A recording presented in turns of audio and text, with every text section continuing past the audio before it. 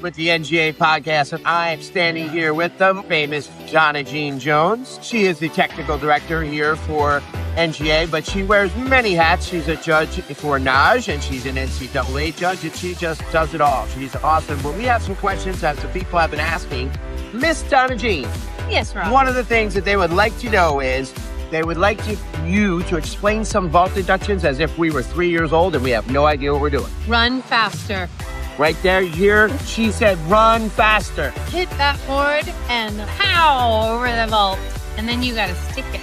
You got to stick it. Although, as a coach, and I'm sure Donagene, she's coached before too, it's really hard to stick those front handsprings and get all that power and height. But or that straight jump for the level one. Straight jump for level ones. My goodness, you're going to go up and you're running forward and fast, so it's hard to stick. But okay. How about casting deductions on bars? Depends That's a on big the one, level. right? Yeah, it depends on the All right, level. let's just pick one. How about gold? Gold, they have to hit horizontal. Have And to there's hit no horizontal. leeway. It's horizontal and it's always through the lowest part of the body. So they're looking at giving the judges the zero option is to always go above horizontal. How about that? Just giving nothing to think about. And then staying tight. Staying tight, right? So one of those things I always tell my athletes is another thing that if they're casting and if it's questionable, I go, nope, the judge says no. All right, how about level 6 casting? Level 6 casting. All of them are going to be different. And without everything in front of me, putting me on. I know, it's 6, hard. 7, 8, 9, 10. This 8, 7, 8, 9, 10s have to be like, do you really want to see that 20-degree slice? All right, round-off deductions. Now, everybody knows they think that there are no deductions in round-offs, but there are many. Can you just give us a few? But you do have 2 feet at the end of those legs. 2 So feet at sometimes the end they of the legs? They don't point your toes? Oh, boy. Turn that round off over, but no, they're going to see most of the time out of a round off, their legs are too far apart when they land going into the back. Yeah, that's a good one for Sometimes, even everybody. in college, you see leg separation. So that would be something to look for. All right, so everybody does flips and back tucks. What's the most deductions that you see? Is it for height? Is it for shape? Is it for form? Is it for landings? What's the biggest deduction in back tucks? Leg height is definitely the biggest deduction. They do need to open before they land, and then, of course, the landing deductions when they get to that point. Landing deductions. So sticks, no? Well, they make a stick a controlled lunge.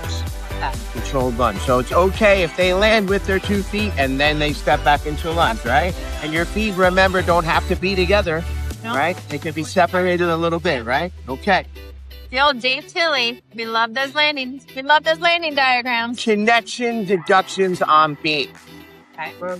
You have rhythm and tempo. So there are on the upper levels, especially when they're required to do, say, a backward series, they have to do back handspring, like a back handspring. You can't have any sort of rhythm and tempo in between. But if you're looking at like split jump, then we give them a little bit of leeway for rhythm.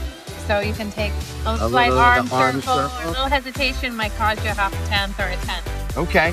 Let's see. What's the last one that we have? Oh, this one's really great. Everybody wants to know this one coming from the judge's perspective. We know as coaches what we want to tell our athletes, but we want to know what we think the judges should say.